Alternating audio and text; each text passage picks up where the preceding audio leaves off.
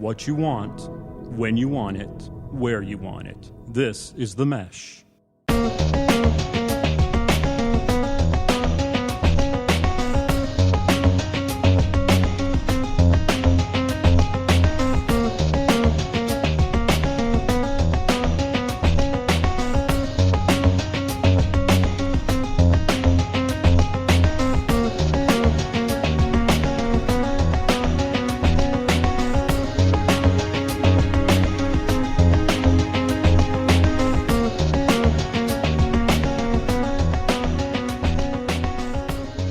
Welcome to the Entrepreneur Exchange on the Mesh Podcast Network, a monthly conversation about startups and small business with ideas, tools, and advice to operate your business more effectively.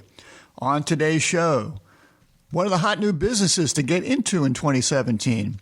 We'll share some of them with you, and guess what? They don't include building walls. We're also Today, what we're doing, we're cleaning out the Entrepreneur Exchange mailbag. We're going to be answering emails and questions we received from our listeners. And we've come to the conclusion that some of you are a little bit twisted, but that's okay. We still love you. Finally, we'll wind up with some of our Small Business of the Month feature, some small businesses that you should be looking into, and we'll give you some things that you should be checking out there as well. My name is Jeff Neuville. I'm your co-host. I'm director of the Small Business Center at Catawba Valley Community College in Hickory, North Carolina. I'm joined by my co-host, Gary Muller, who is Dean of the School of Business, Industry, and Technology at Catawba Valley Community College. Gary, how you doing? Jeff, I'm doing great. A little twisted, just like you say some of our listeners are. I guess I'd probably be the most twisted. Shaken but not stirred? Yes. Okay. Well, exactly. It's 2017. Welcome to a new year. Yeah, that's why I like North Carolina. As somebody said to me the other day, North Carolina is the only place you can have 4 seasons in a week. We've had a little bit of that. We've had our snow. We've had our 70-degree weather, and who knows, we might have some flowers bursting out before we get the next ice storm that will come through and there you go. And kill everything. And kill everything, exactly. So and your new year started off well.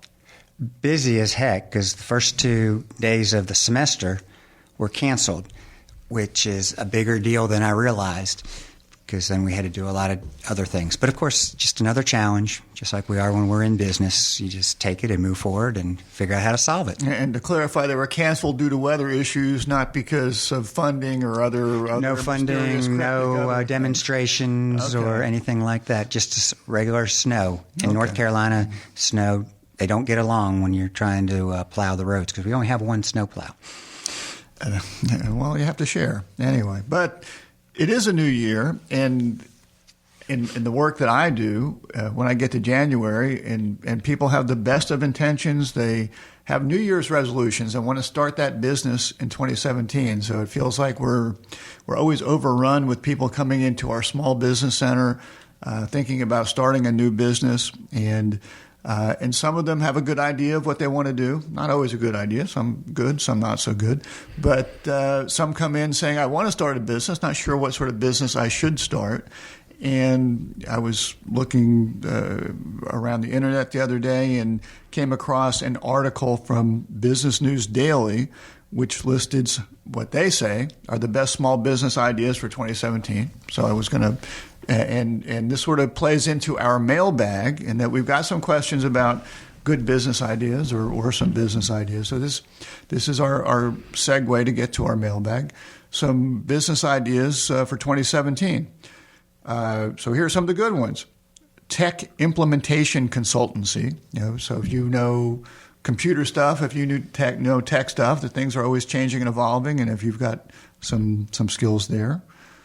That makes sense. There are people like me that don't have those skills, and so I'm looking for somebody. High-tech skills for you, and you and I, we'll take low-tech. I was going to say, I just want to have any tech. Yeah, that's why we have kids. Estate sales. Guess what? People are still dying. I've heard that. So estate sales could be a good business to get into. I wonder why that's new and hot this year as opposed to... Maybe more people are dying. More people are dying? Okay. Is that climate? I don't know. It's freelance copywriter. Here is an interesting one for you. Maybe not for you. Cannabis licensing consultancy. So what the heck is that? Well, I think cannabis is now legal in certain states, not North Carolina, but I understand it's a big business in Colorado. Read the name of that. Cannabis Licensing Consultancy. I guess they're just going to be there to help people. Helping get your cannabis business up and running. Once you're fired up and ready to go. Fired up and ready to go. Yeah, it sounds like it could be up your alley. I don't know.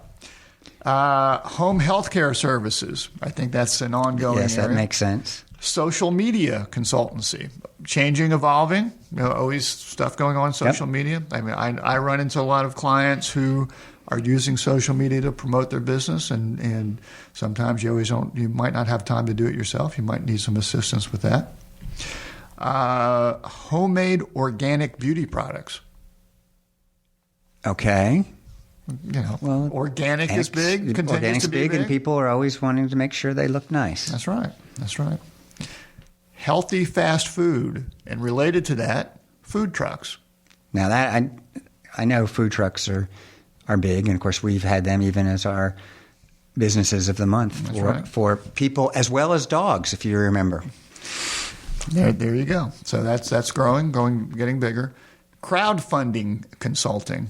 When we've talked about crowdfunding on our podcast before, where you might use Kickstarter or Indiegogo to assist you in raising funds. So if you have some experience like that, it can help others. There could be a business out there for you. Green consulting on energy efficiency. Has probably been big, continues to be big. Will just continue in the future for sure. And the last one on my list I thought was interesting. Car repair concierge, in which people will pick up your car, take it to a mechanic, or maybe they're working with a mechanic, but the convenience of you not having to sit around at your mechanics or have to get them to bring you back and forth between work. So car repair concierge. Huh, that's interesting. So some interesting jobs. If you're out there thinking about starting your own business, those could be options for you to consider. So very cool. Very cool. So you can we have an email address here at the Entrepreneur Exchange, eexchange@themesh.tv, that some people have sent us some questions into, and Gary and I run into people in our daily lives that sort of know the sort of work we do with small businesses and startups that ask us various questions, and we've tried to collect some and over time, and we wanted to use today's podcast to clean out our mailbag and go through some of our questions. So we've got some questions here from listeners and people that we've worked with and whatnot, and so we're going to knock out some questions and discuss them, and they cover a lot of different topics. So you need to listen closely and not fast forward to the end. One question we got, sort of a two-parter. How do I start a small business that I can do from anywhere? And related to that, what type of small business should I pursue if I don't like people or most of humanity? Yes. That's going to be a tough one. It is a tough one. And there might be some... Was that did you send that in to us? I did not send this in to us. This was from one of our listeners. Okay, very good. And I gave this one a little bit of thought, in that it sounds like this individual is not crazy about people. So we've mentioned Airbnb on the podcast before, where you might rent out a room in your home or apartment, or you might rent out your house. Might be one way to make money. You can buy and sell things on eBay. Still, eBay's out there, still a big marketplace. Maybe you should be thinking about pets. Pet sitting, pet care, pet grooming. Maybe you like animals better than people. Yeah, so. Well, quite honestly, there are lots of folks that are very good at certain things, but they just aren't comfortable or making conversation and being out there with people. So I do understand that, but having a business, that makes it tough. So you do have to pick the right thing, because you are going to have to be thinking about how you're going to attract other people use your product or service. That's right. So it's or maybe you need to get someone else involved that can provide the FaceTime. Well, I think that's very true. I know that's very true. Interesting. Had a conversation today with a young lady who's had a business idea that she participated in our Shark Tank event, and I was very impressed that she was realizing at a very early age that you have to have different skills in your business if you're going to be successful. You shouldn't all be just marketers or just financial people, and I thought that was very, very smart advice. Mm-hmm. All right, so there are some ideas for that one. Next question comes from Craig in Orlando, Florida. I'm confused about incorporation. How do I decide to form a sole proprietorship? That's hard to get out. It is a hard one. Versus C Corp versus S Corp versus an LLC. And this is from Craig in Orlando. And this is really more of a legal structure type question. And there's some pros and cons to the various legal structures. And I will say I think they're depending on what state you're in, the laws are a little bit different. Sole proprietorship is a one-person operation that's really probably the most informal way to operate. Here in North Carolina, it just requires registering with your county. You go to your county register of deeds and fill out one form, and you register a business name, and then you are registered with the county. If you're operating as a sole proprietor, the law does not differentiate between your business assets and your personal assets. So if someone takes legal action against you, conceivably they could go after your car, your home, your kids. Maybe you want to get rid of your kids. I don't know. But well, I think that's very important. It's the easiest way to start a business. We could do it right now. We don't even have to wait till we get out of the studio. We can do it right now. And again, it has the benefits of being taxed along with your personal taxes, so that's a good thing.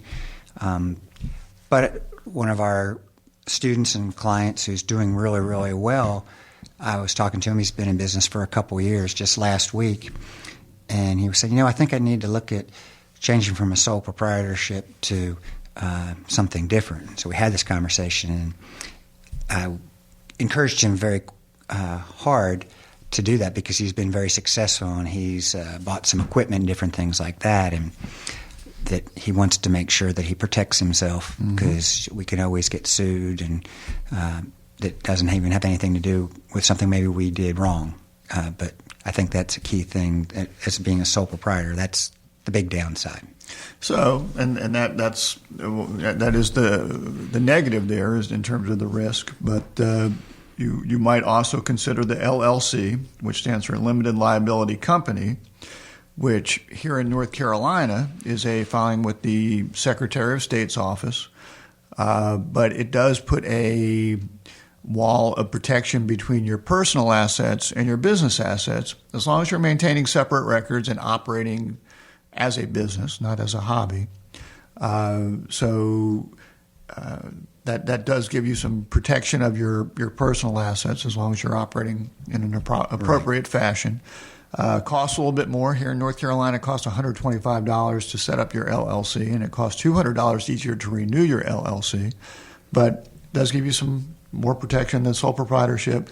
Taxation issues are the same. The profits of your business still are going to be taxed on your personal income tax, so which is actually fairly convenient and less expensive. Yeah. So that's one way you can protect yourself, and it's pretty easy to file. It's a little bit of cost, but it's pretty easy to file to give you that protection. I think it's very worthwhile.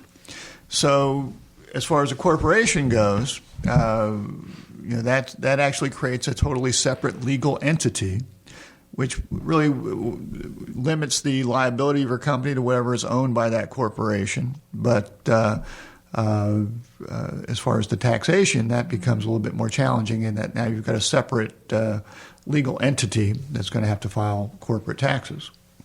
Now, what's the deal with this C Corp versus the S Corp designation, Gary? Can you speak to that one? Yeah, well, the C Corp, again, a good thing. That's what a lot of people did for protection from the liability, and it's very useful because it does protect your personal assets from the corporate assets, and that's important. But you do have the double taxation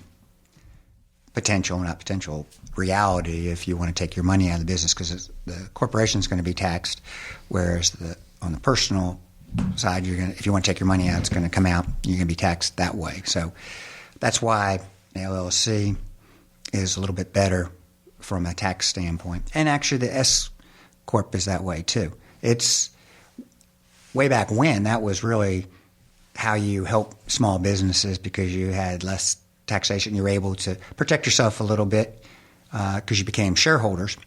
And so you had a similar structure as a corporation, but then your income or losses ran through to the shareholders. And so that's... And if you're a C Corp, then the corporation is going to be taxed, and then whatever's left over that is given out to the shareholders as dividends gets taxed again. So you have a potential double taxation. There's the double taxation comes in. Whereas the S Corp, you don't have that.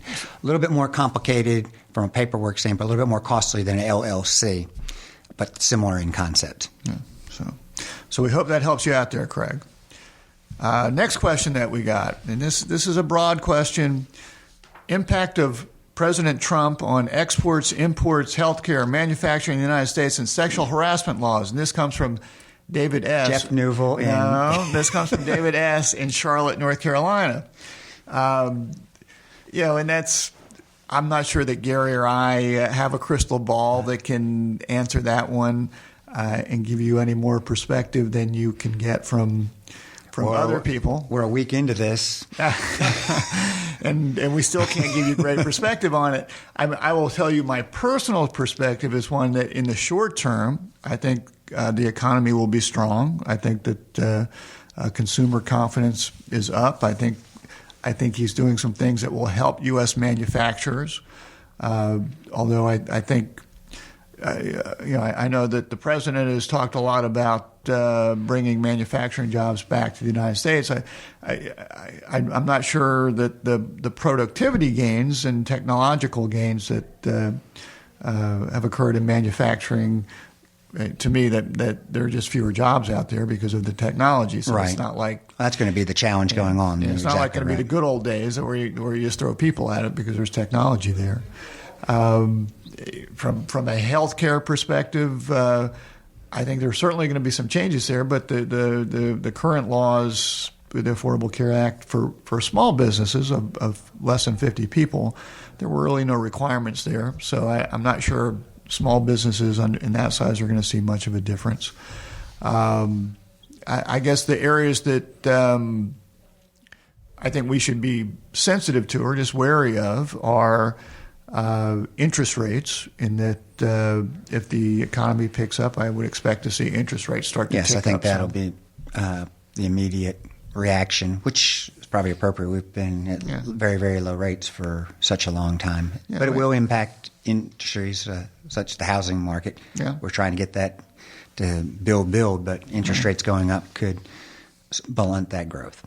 And who knows what's going to happen with tariffs and things between countries. I do worry that if we, things get a little crazy with tariffs, those could get passed on to the U.S. consumers, and we could see more inflation. So right. Those are the sort of things that I think you have to be sensitive to.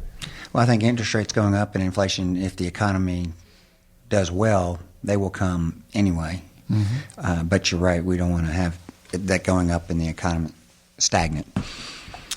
All right, next question.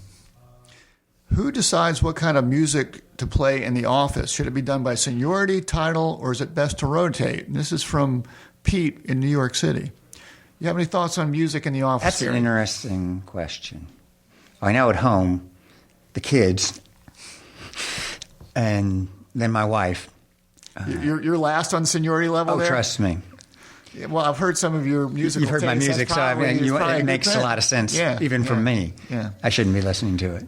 I guess my initial reaction is, hey, what about your earbuds? Everyone I see has got their little things plugged into their ears. So that's probably the safest way to handle it. Issue earbuds. I don't think that you want to be distracting people. So I think you have to be sensitive to office distractions. So my knee-jerk reaction, Pete, was, hey, use your earbuds. Plan B, you probably should rotate it. That's my plan. Yeah, I think that's a good answer. it may sound like a little issue, but it's actually a big issue for employee morale, making sure that everybody has a voice. That's right. Kind of That's pun right. intended. You've been listening to The Mesh, an online media network of shows and programs ranging from business to arts, sports to entertainment, music to community. All programs are available on the website as well as through iTunes and YouTube. Check us out online at themesh.tv. Discover other network shows and give us feedback on what you just heard. Next question. This comes from Maggie in Asheville, North Carolina. Do I really need a business plan to start a new business? I've been a restaurant manager for 5 years and I'm ready to do it for myself. Yes. Yes. Okay, now you need to have goals that you set out there for yourself and a way of getting to them. Even if we've been in business for a long time in a similar business, things are different and they're going to change. And we're going through a lot of that with our individual businesses and our individual departments at the college. And they say, well, we've been doing this for 20 years, so we should be able to understand it. Well, that's true, probably from an understanding standpoint, but the environment changes. And so you really have to build some kind of plan. It doesn't have to be real long, but there has to be something out there that you are looking at and you've actually gone through the thought process of the things that could happen to your business. Yeah, I think that's a fair answer. I think it's also going to be more important to have a plan if you're going to be out there talking to lenders and considering, trying to generate funding in some sort. Whether you're talking to lenders, potential partners, I think people want to see that you've thought through the business. Usually when I talk to people, I ask them who the audience for the plan is. If it's something that you're going to be presenting to outsiders, I think that probably requires you to make it more professional. If it's something that you're just doing for you, I think it can be very informal. But I think the thought process of thinking through the hurdles that you're going to have in getting your business up and running is important. And I guess sometimes the terminology business plan scares people. It does. I mean, and people talk about how long it can be, and you don't want to paralyze your business by writing this long, involved business plan. But I do think you also need to have some thoughts on paper, because just as you just said, that you've gone through the thought process of what it's going to take to be successful. All right. Next question. Can a startup business actually get a loan? And this is from Suzanne in Atlanta, Georgia. So I work with a lot of people that come in and are starting a business, and startup businesses can get a loan. I think that some of the larger, more traditional banks are not as interested in startup businesses. So usually when I talk to people, I might not refer them to the large national banks. I might refer them to a community bank. Here in North Carolina, we've got some community lending organizations, such as the Carolina Small Business Development Fund, that really works very specifically with new businesses and can loan up to $250,000. But with that said, the basics for business loans are still pretty much the same, in that they're going to want to look at your credit. They're going to talk to you about collateral. Mm-hmm. They're probably going to want to see a business plan, and which has realistic financial projections that demonstrate that they can be repaid. These lenders are they're in the business of loaning money to make money. So exactly. they want the confidence that they can be repaid. So that would be my take on that particular question.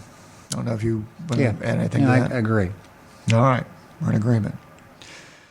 Next question. Do you have any good ideas for making America great again? Could use a little help here, from Don T. in New York City. Any thoughts there, Gary?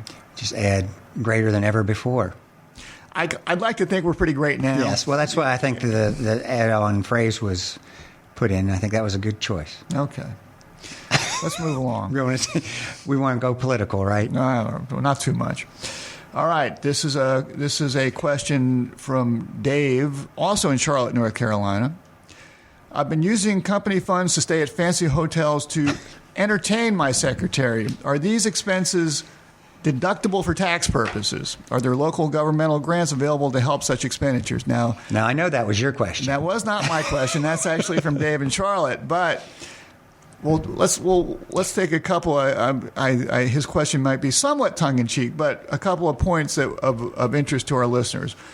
We do get a lot of questions about grants out there for business, and there are some grants out there, but they're very few and far between. People that come in and think I'm going to start a business based on a grant for business are in all likelihood not going to find that grant. I can say that our local city has some modest grants for startup businesses that range from $2,000 to $4,000, but there's very specific criteria that have to be reached.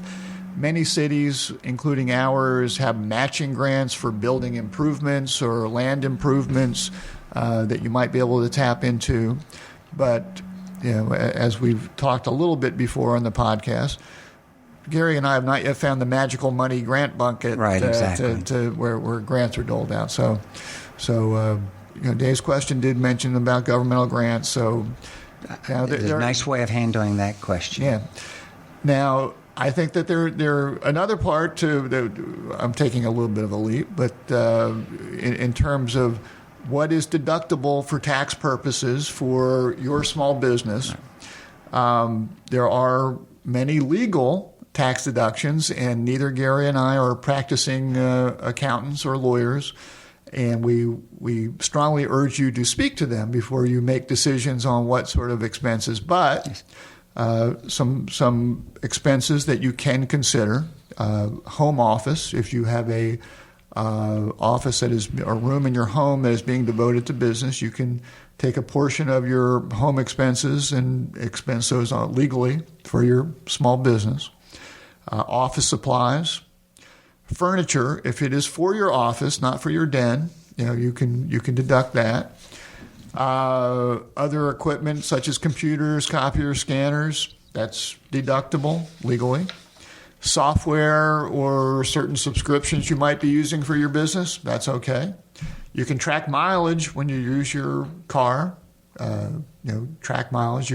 And tracking is important as we're going through this. You want to keep receipts. Documentation is critical when you're getting ready for your tax return. Travel, meals, and entertainment is deductible. It's 50% on meals and entertainment, but 100% on travel. Now, in Dave's case, reasonable travel. Reasonable travel and entertainment. It does need to be business oriented out there. So let's keep that in mind. Insurance premiums. If you are self-employed, you can deduct 100% of your insurance premiums. Retirement contributions. If you're self-employed, you can deduct your retirement contributions.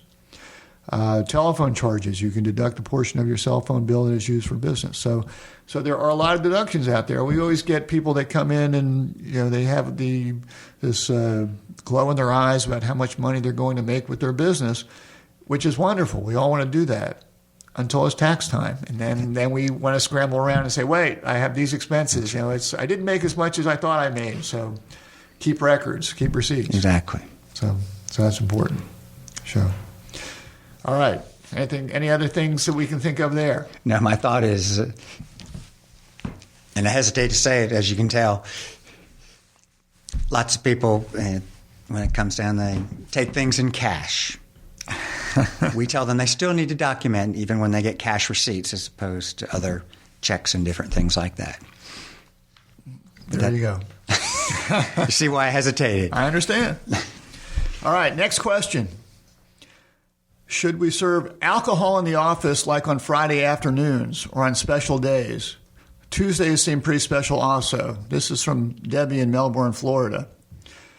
I can only speak for my current situation. The college environment frowns on doing that, and frankly, some of the other college policies have hampered my internet gambling habits and some of my other vices as well.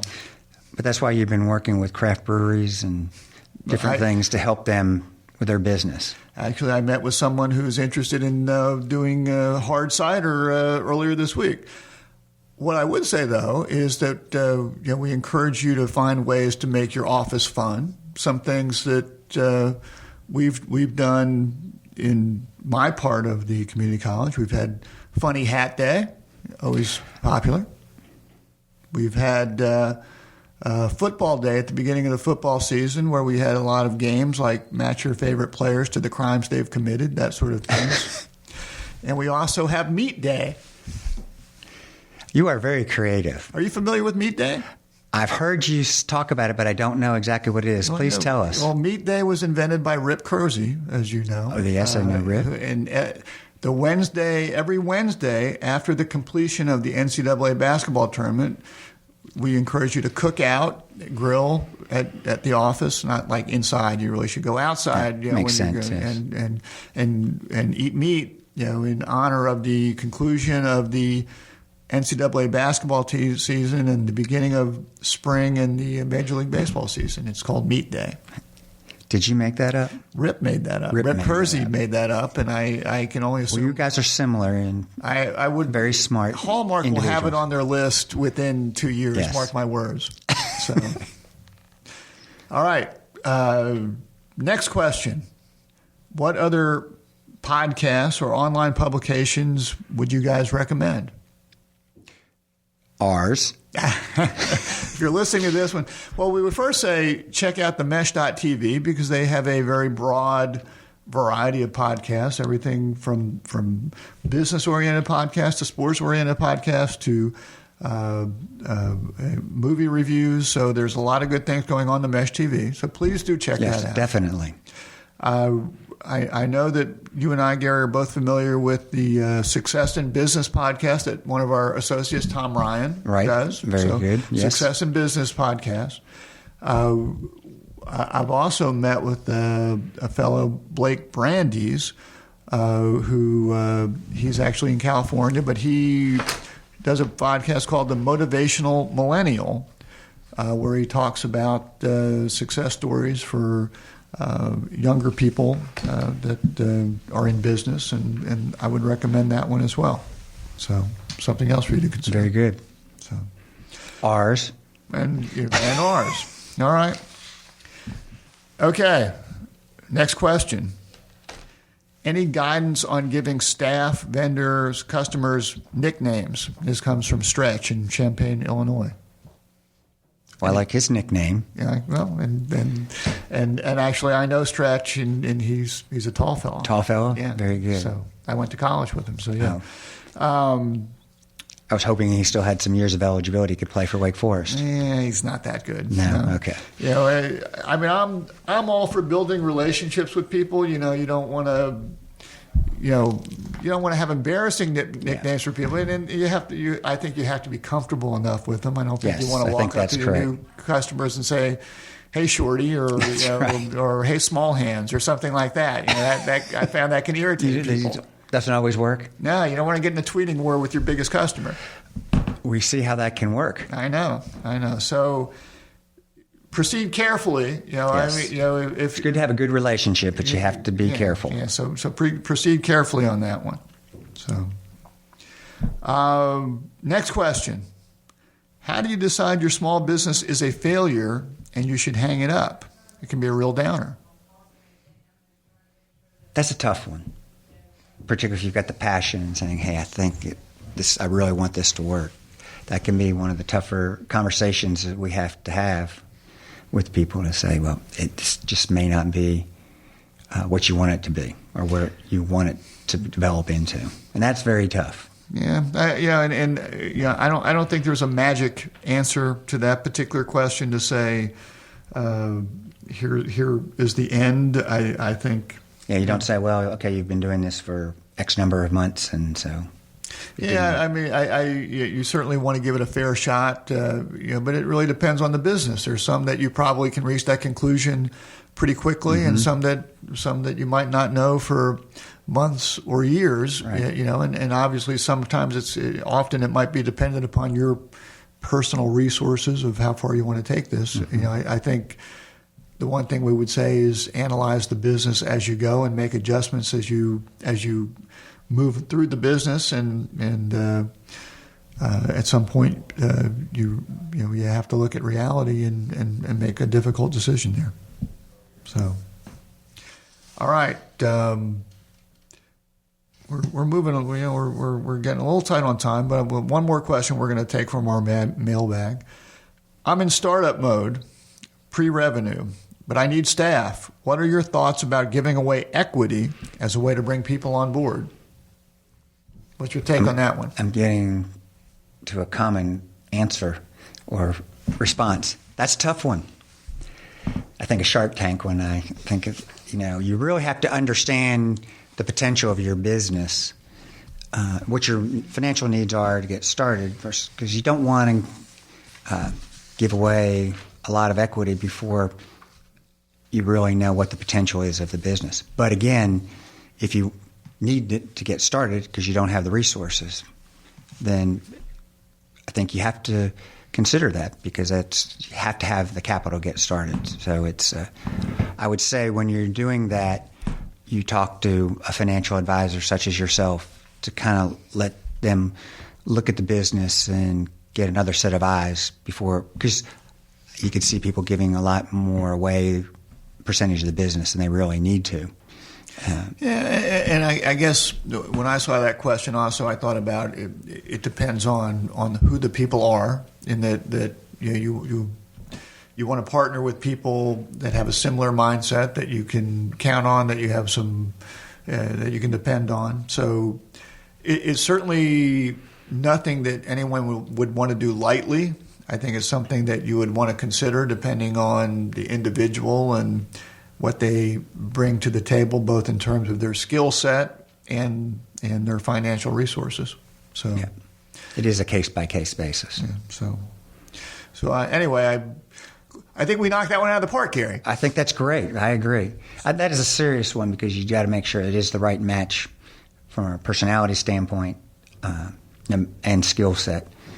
But if you don't have the right people in whatever business you are, it's going to be a difficult road down the road. Yeah, this is true. All right. Well, look, we appreciate people that send in their questions, and if you have other questions, send them into the exchange@themesh.tv, and once we collect enough, we'll do another mailbag, and and we also collect them from people we run into, and we appreciate you doing that. But we always like to wind up with our small business of the month feature, where we highlight small businesses that we've come across. So Gary, what small business do you want to share with our listeners today? Well, my small business of the month is Turbo Pup. Turbo Pup? Pup, which ties into usually one of my themes of animals or food. This is both. You're going to eat the pups? No. No, Okay. You kind of stopped me in my tracks. Oh, sorry. Well, I'm glad that's not your business. Go No, ahead. that's not. Please proceed. In 2011, Christina Guerrero, a.k.a. Turbo, was on a backcountry ski trip with her rescue pooch, Duncan, when she realized that he was just as hungry as she was. She fed him some of her own food, but worried that he didn't have the proper nutrition. This trip inspired her to create and develop Turbo Pup. What do you think? You know what it is yet? Not yet, no. Okay, good. I like to have that little tease out there. Complete canine meal bars. Okay. Premium, lightweight, compact, and a meal to go.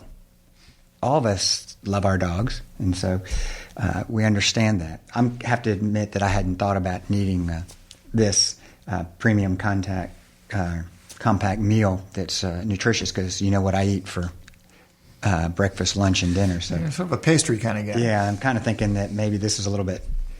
Maybe I could try it, but she's a woman, small company with giant friends, and it's a small business developed by women, and still today it's doing very well.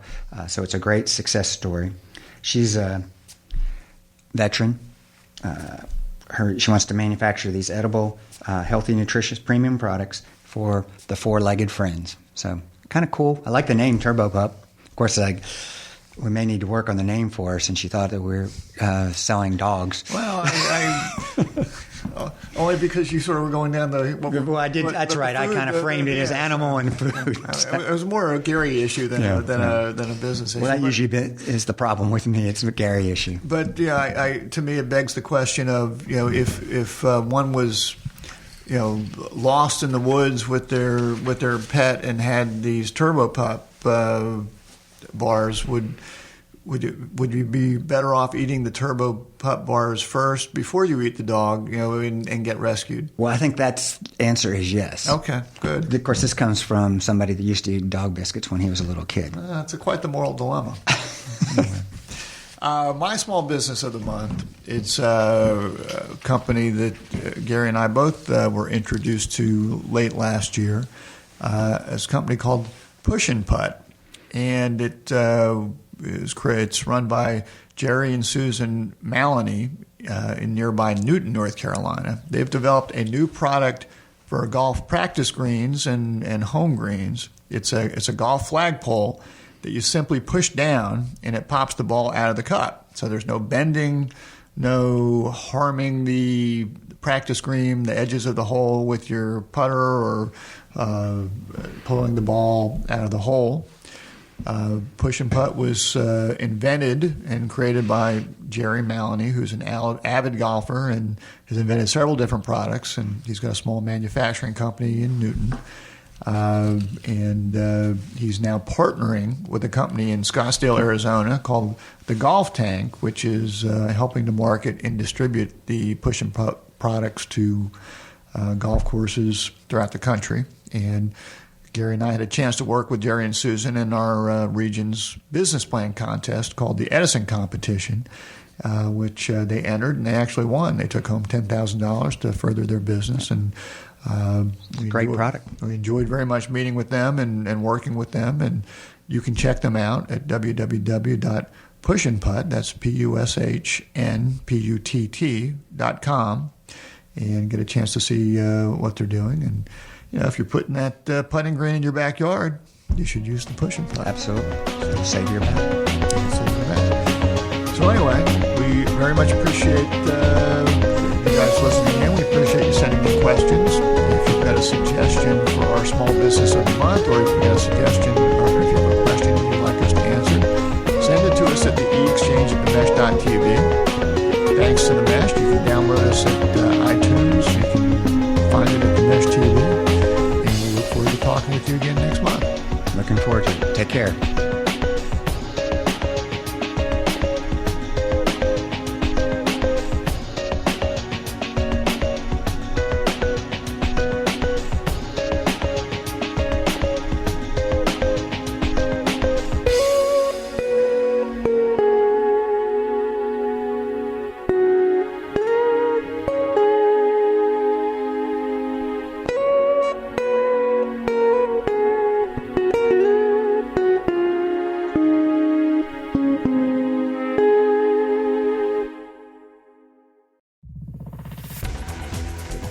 You've been listening to The Mesh, an online media network of shows and programs ranging from business to arts, sports to entertainment, music to community.